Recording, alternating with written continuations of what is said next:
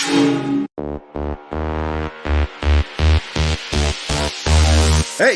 drop.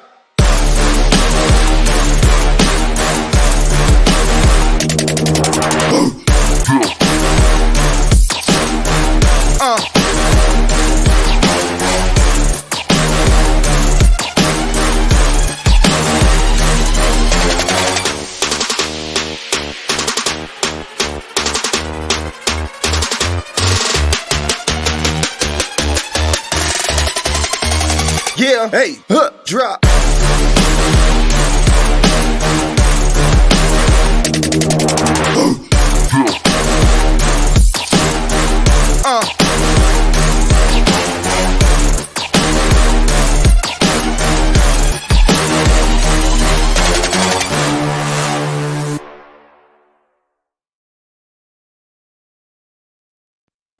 Good evening, good evening, good evening, good evening. It's your man, God of Dots, back with another episode of the Audible, your daily sports breakdown with yours truly. Hope everybody had a good weekend. For the most part, I did. We'll talk about why I say for the most part just a little bit later. Oh, man. Where do we start? This is a good Monday. For those who are Boston Celtic fans, Laker fans, hoping to see another finals. I don't think it's going to happen. We're going to kind of start with last night's. Well, let's start with Friday night's game. We'll go ahead and kind of get that out of the way. Let me give shouts out to those who have made themselves know, those who are listening. As always, like, share, subscribe, and all that good stuff. Ms. Murph, what's going on, Gator Girl? Just come in with the hate, talking about the brooms. Yes, we're going to talk about Game 3. Celtics and Lakers go down.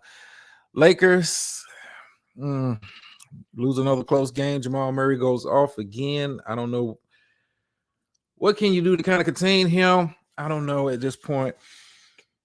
Gonna have to do something, Darvingham. Like I've been saying, the entire playoffs, it's about coaching adjustments. For whatever reason, he still wants to keep riding the D-Lo train, worried about that man's ego, man. I don't give a damn about a player's ego at this point of the season. It's about wins and losses. I could care less how he feels, and I'm a starter and I shouldn't be. No, bro. D-Lo has looked horrible this series. D-Lo, like I said, D-Lo has looked horrible the majority of the playoffs, with the exception of a couple of good games here or there. I looked at the numbers for this series. Lakers are getting outscored by 53 points when he's on the floor, and we're plus 33 when he's off the floor. I think at this time, Darvingham, your season is. Yeah, I would bench D-Lo as long as this series goes, especially tonight. Start Dennis Schroeder. I've been hearing talk of Malik Beasley possibly getting some burn, Lonnie Walker getting a lot more playing time. Yoke is kind of been, Yoke has been Yoke. I'm not going to take anything away from Yoke, what he's done this series. But the best player this series so far has been Jamal Murray. We have not found an answer for him. We've not been able to slow him down. Jared Vanderbilt has done a fairly good job defensively during those playoffs, but this is a bad matchup for him. I mean, the Nuggets team, in itself is a bad matchup for the Lakers. Like I said, I think the Lakers benefited from having favorable matchups the first two rounds. This round, Jokic and AD kind of cancel each other out. LeBron has been kind of, floating. For me, it hasn't had the impact I thought he would have, especially in Game 3. I like what I've been seeing from Austin Reeves, but Jamal Murray has been the best player at this playoffs. They have not found an answer for him. I think, at this point, size is not going to bother him. He's a fairly strong point guard, fairly big point guard. I want to say Murray's about 6'3", 6'4". Got size on him, so size is not going to bother him. Jared Vanderbilt right now is getting cooked. Austin Reeves doesn't have the lateral quickness to stay in front of Murray. I think you got to start Dennis Schroeder, ride Schroeder as much as you can. Maybe play Lonnie Walker. Defensively on Jamal Murray, maybe LeBron needs to run maybe more point tonight. Well, at this point, man, you gotta kind of put it all out there. You got to put it all out there. What are you saving for? I expect tonight see LeBron and AD, if not play 48, definitely over 40 minutes this game. Austin Reeves, I can see a lot of minutes being placed on him. D'Lo, I would move to the bench, depending on how the flow of the game is going. This may not, like I said, this is a bad matchup for the Lakers. I do expect the Nuggets, if they don't win tonight, I expect them to close the door in Game 5. You know, and I hate to say that because I am a Lakers fan. But Jamal Murray and Jokic have just Bye, Felicia.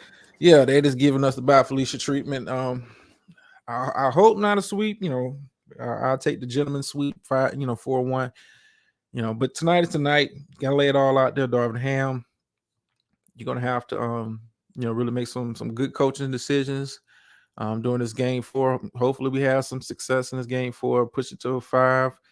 I will say this: if we're able, I said this is a big if, and this is a big if, and it's only a big if because I am a Lakers fan.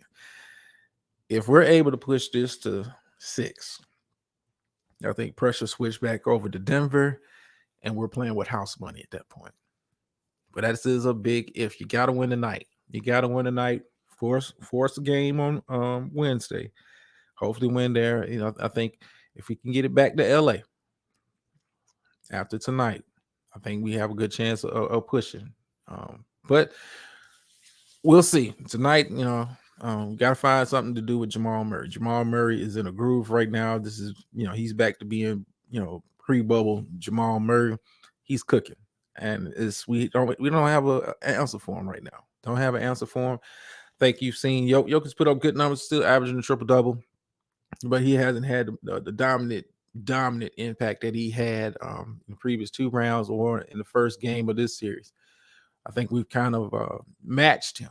Can't slow him down. Can't stop him. Kind of matched him, put some size on him, put some bodies on him. I think we've done fairly well with the Yoke matchups. The Jamal Murray matchup is really just killing us. That's really killing us right now. But, hey, all you can do is get out there and play. Tip-off is at 8:30. Tip-off is at 8:30, so, I try to be out of here in enough time for everybody to kind of get their popcorn, drinks, and watch the game. And speaking of games, if you watched Game 3 last night, Miami, Boston, I've been saying it. Boston defensively, not the same team they were last year. And you would think they would be a much better defensive team, considering some of the pieces that they have. You still have Marcus Smart. You still have Robert Williams patrolling the middle. Al Horford still good defensively. Brogdon's good defensively. You have good defensive players. I just don't think the defensive mindset has been preached enough in Boston. I think, they've been so focused on running isolation offense, because that's what you're seeing from the Boston Celtics. It's about a bunch of isolation offense, a lot of one-on-ones. Jaylen Brown, it's your turn. Next time down the court to be Jason Tatum. You're not going to beat what's going on, Spot? Oh, you're threatening me. But inside joke. But you're not going to see Boston. That style of play is not going to beat Miami. Not going to beat Miami. Eric Spoelstra is showing you why he is a future Hall of Fame coach.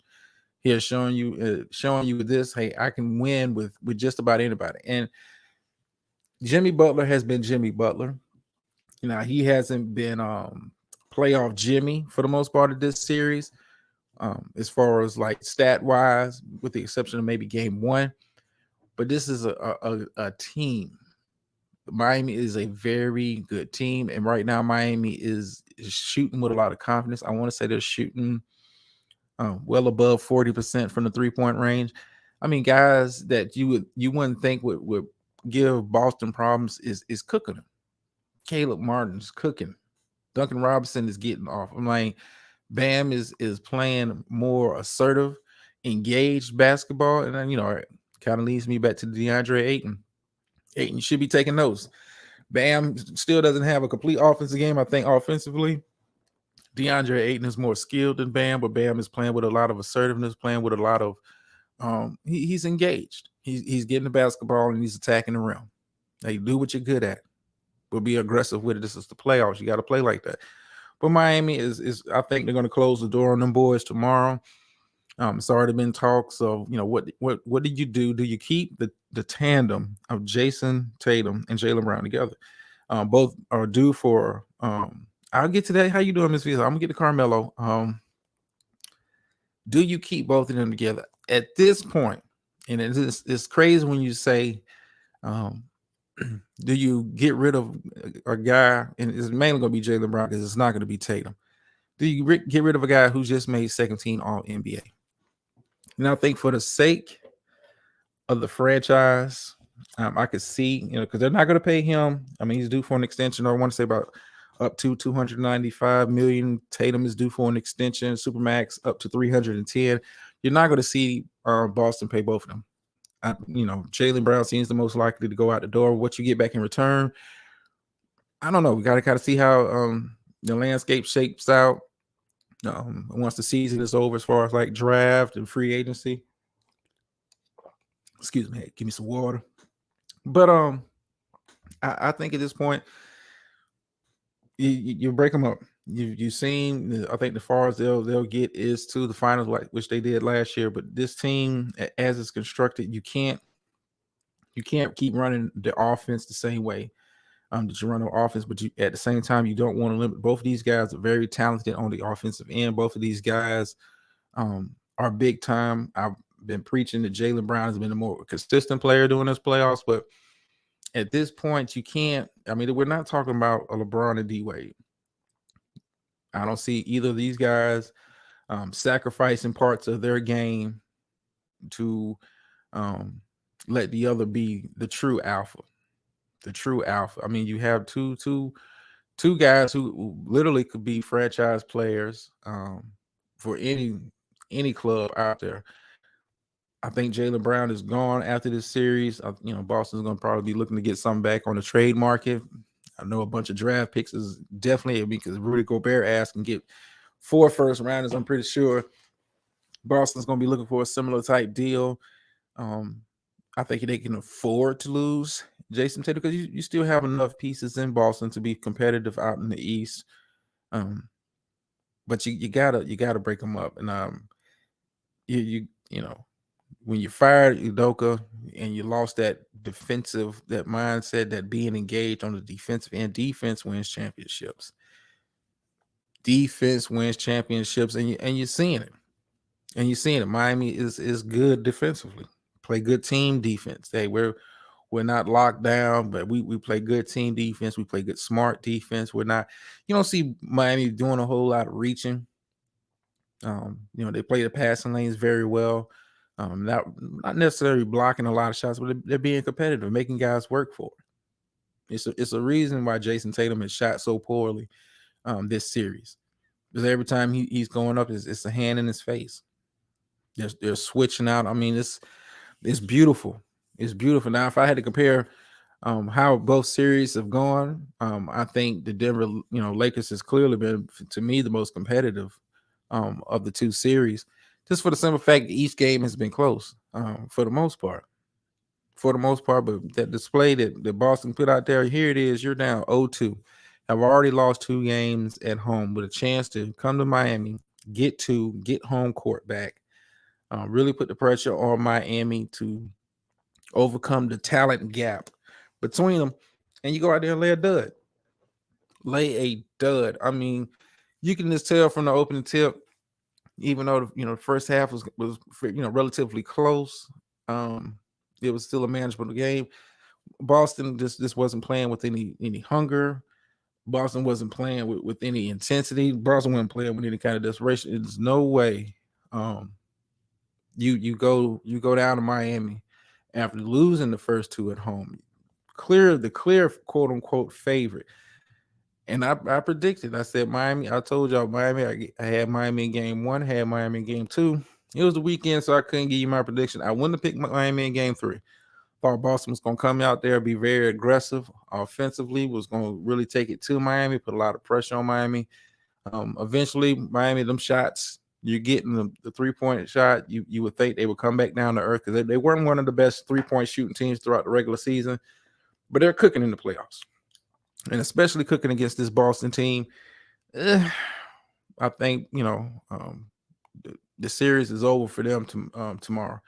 I don't think this team wants to play anymore. I think they're looking forward to going to Cancun or wherever they're going once the season is over. After what I saw in Game 3, Boston is a wrap. I think the only way they win Game 4 if Miami comes out there and just shoots themselves in the foot. And I'm talking about shots clanging. Man, it was just a bad performance. Probably one of the worst performances that I've seen so far. As far as like score wise, we've seen blowouts during this playoffs, but the way that Boston came out, considering what the stakes are, your Eastern Conference Finals, you have to win Game 3. Have to win Game 3. Miami's getting all the loose balls. Miami's getting all the 50-50 balls. Miami is, I mean, come on.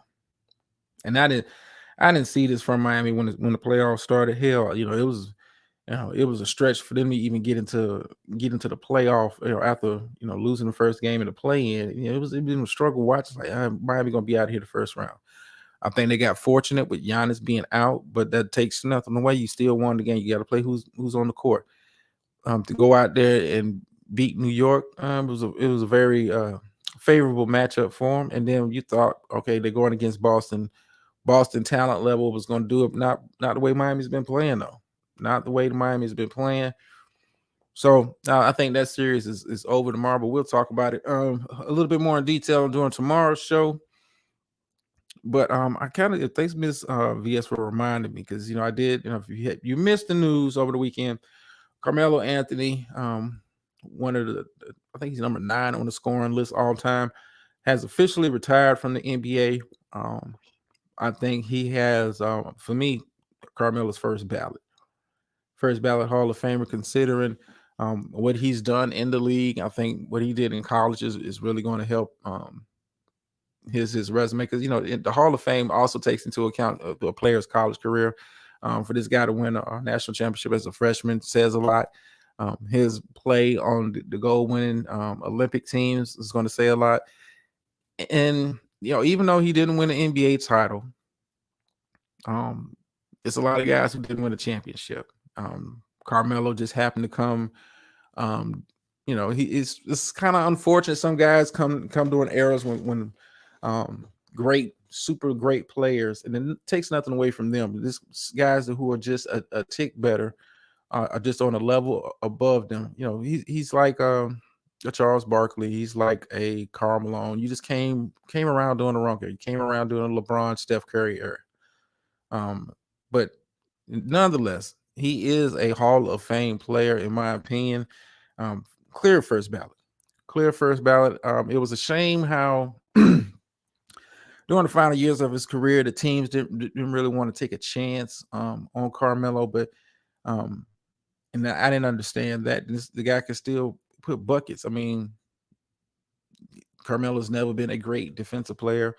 Never been a more assist guy. Carmelo has always been able, since the day he came into the league, shoot the basketball. He's always had the mid-range game. He's had a respectable 3-point game. He's always had a good post game.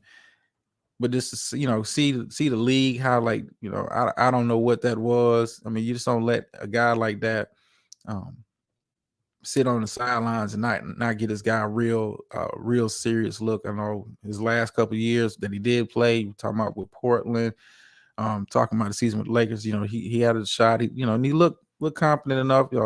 Obviously he wasn't going to be a starter anymore at his advanced stage, but it was a guy that you could, they could play winning basketball. I just thought it was unfortunate that he didn't really get a chance to go out on his terms, as far as leaving it all out on the court, and having being celebrated during his retirement year. For me, that's kind of sad. I think every great player, and when I'm talking about great, I'm not just talking about just running the mill. I'm talking about great players for their generation. Carmelo was one of the best players of his generation. You would like for them to get an opportunity, to go to the arenas, to go on like the Dirk tour. When Dirk's last season, it was obvious he was not the player he used to be. But Dallas made it a point. Hey, we're going to still keep you around final season. Let the fans show their appreciation for you. still go out there and try to win, but let fans get a chance to honor you. And it's kind of sad to see Carmelo kind of go out like that, but hey, it is what it is. It's the way sports is. Speaking of sports, for those, because I know everybody here kind of, checks out the other channel. Speaking of sports, basically after this season is over with the NBA, I will be transitioning the channel to a more football centric channel for the time being. Just trying to go for a more niche down focused look. So I will be doing that once the NBA season is over. Because right now the NBA is the talk of the town. It is in the sports headlines. But once the season is over, I will be focusing and you really get locked in on the NFL. I will be coming at you with preseason power rankings, preseason stuff, all that good stuff. Kind of keep it focused on just the NFL. Kind of like I said, niche down. How you doing, Miss Murph? Once again, so yeah, once the season is over, I don't want to, and I'm thinking of doing. I probably won't upload any more game highlights. For the rest of this postseason. I mean, just because it's work, but like I said, really dive into and really kind of niche down the channel to doing more football centric content. It will be. I'm already kind of working on ideas and scripts and stuff. And those that that know what I'm talking about, know what I'm talking about. Ideas and scripts for more uploads. We'll still be doing how you doing, Keeper? We'll still be doing lives. May limit the lives, but I will be doing uploads more often on the channel once the NBA season is over there, and I'll kind of take a break. Not necessarily for doing content, but as far as some other stuff. But it kind of just taking a break, really focusing. And I've already kind of started working. Like I said, I've already got some kind of scripts, some ideas I want to kind of put together. I'm working with some video editing software that was suggested. Kind of playing with that. Like I said, I want to do more uploads, make this channel more of a football centric channel. And we'll see how that goes. And it kind of gives me a window. Basically want to kind of roll that out beginning of July.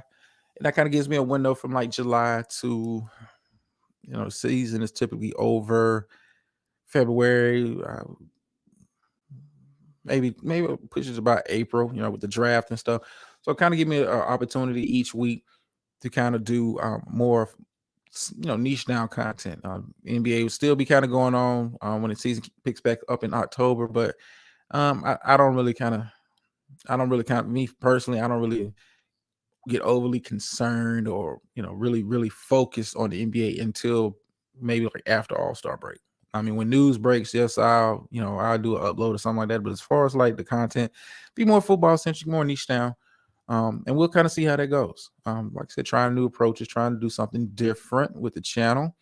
Not that I haven't enjoyed it.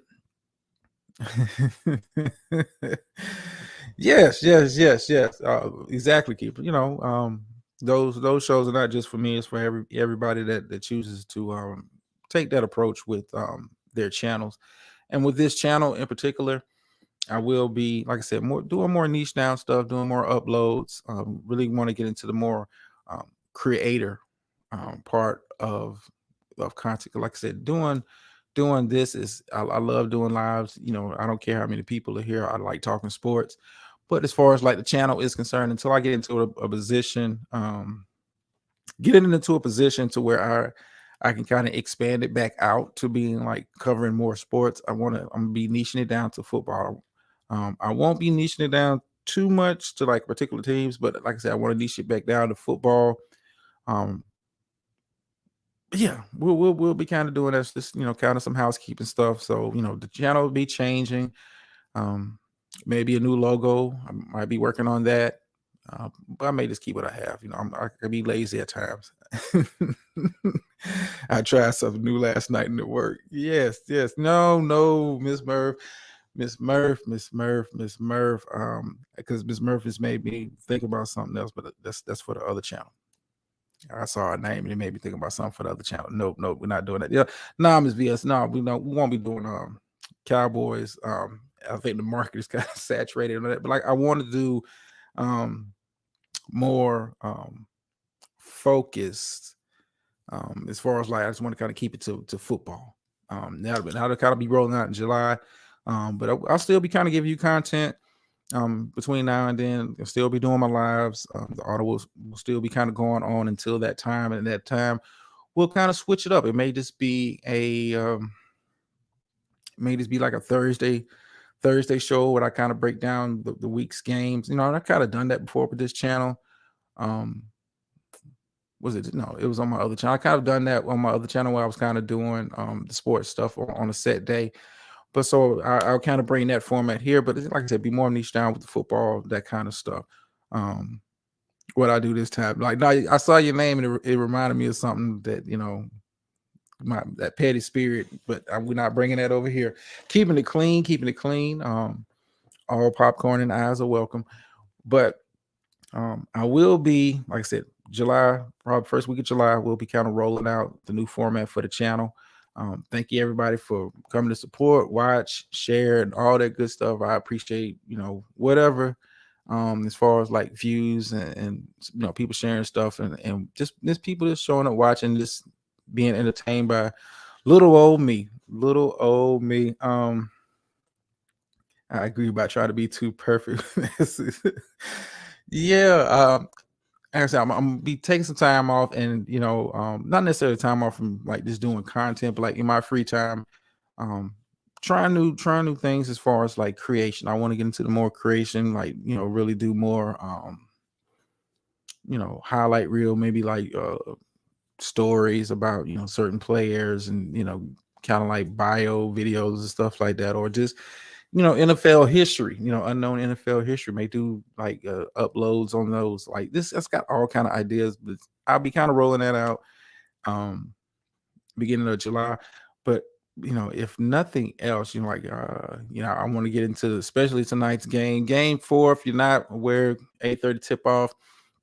Lakers season on the line.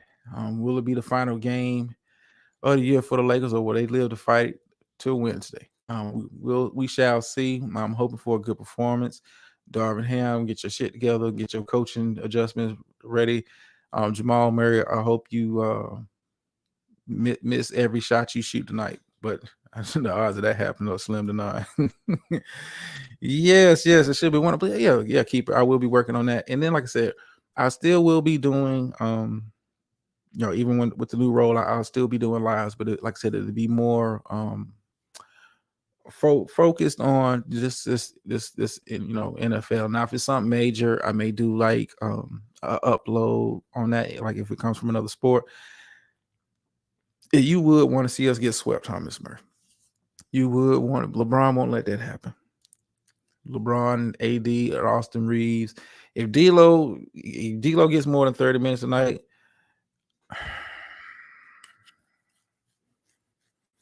and they're talking about keeping this guy, but it's also been talk of it's been reported.